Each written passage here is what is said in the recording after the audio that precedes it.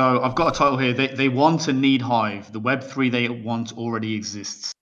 And this is from a tweet by Nick Carter, who's a verified checkmark on Twitter. He's appeared on several major podcasts, and I just wish we could reach out to these types of guys. It feels like there's a blockage. Wonder why. I wonder if we're being shadow banned, Dan, on Twitter. So anyway, Nick Carter originally was responding to Anil Dash, who says, I do not believe people who talk about being interested in decentralization on the web, but don't have their own website. Right. So this is all related to this, where's Web3 chat that Jack Dorsey and Elon Musk were having last week. And so Nick Carter responds with, true, I realized one day I was self-sovereign online. So I built nickcarter.info. However, and then he goes into a thread, right? And the thread finishes with an internet where users run their own servers, have genuine digital property rights, have seamless internet native payments, and don't have to register with a third party just to use a chat app is a much better internet than the one we have today. And I'm just like reading this going, this is Hive, man. Yeah. And they just don't know. They know exactly what they want, and they're formulating it in their minds now well. But first of all, I think most of these guys won't be able to figure out how to keep it decentralized, because it's not only formulating these ideas and making sure that they become reality, but then it's making sure the economic system behind it remains decentralized, which is it's almost more impossible than even formulating the idea of Web3 itself.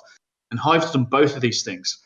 And so it is going to be sitting here as true decentralized Web3. And, all of us users on Hive, we own our shit. We are no one's bitch. And this is truly revolutionary in history. And so I feel incredibly lucky that I'm a Hive user, and I can, no one's going to take my account and my community away from me.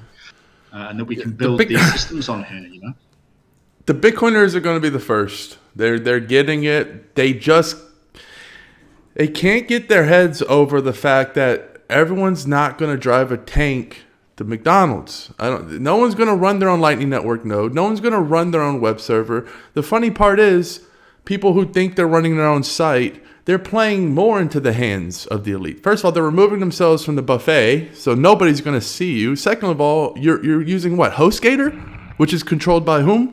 Yeah, okay, so unless you have your own actual setup where it's like you're using a home server, now you're talking about less than 0.1% of humans even capable of knowing how to do that. They have to fold. They have the losing hand. Third parties are going to be the future. Decentralize the third parties. Make sure the third party has no control. They're cogs in the machine. That's what delegated proof of stake invented. That's where we're moving with Speak Network, off-chain incentives, on-chain incentives. All of these things to incentivize the web. So you can have your convenience. Give the people what they want. Just make sure the convenient providers aren't also the handlers and the owners. But we're seeing this mantra. And when you ever hear somebody say, oh, well, if you don't believe in censorship resistance, if you believe in decentralization and you don't have a website, then blah, blah, blah. Don't get mad at them. Just know they're a little bit ignorant, but their heart's in the right place. And let's educate these people to understand that third-party people aren't bad. They're the future. We got to make sure they're decentralized. Yeah, I mean, ultimately, what you've got to look at is if you see a third-party service that you're having to use to get access to something or to receive something online, then you need to look at, well, what infrastructure do they need that helps them run that service? And then the next question is, how much of that can we run peer-to-peer? And then, hopefully with what we're doing with the Speak Network, it's going to be a case of how can we apply the Speak Network to then incentivize the running of that infrastructure, which is basically what the Speak Network is. It may not be the actual Speak Network that you use, the one that we're currently building, but the same technology applies.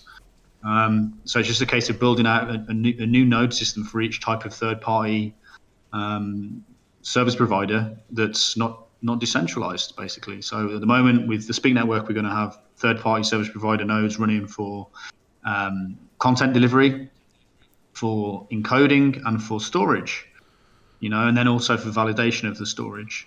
And any one of you in this room or any one of you who wants to get involved can run those nodes and receive rewards for those nodes, for running those nodes.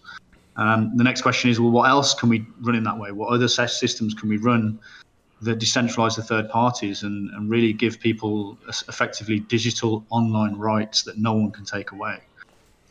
This is where the technology is moving, man. It's exciting times. Yeah, I don't see there's anything that we can't infrastructure wise. I mean, just coding and human creativity.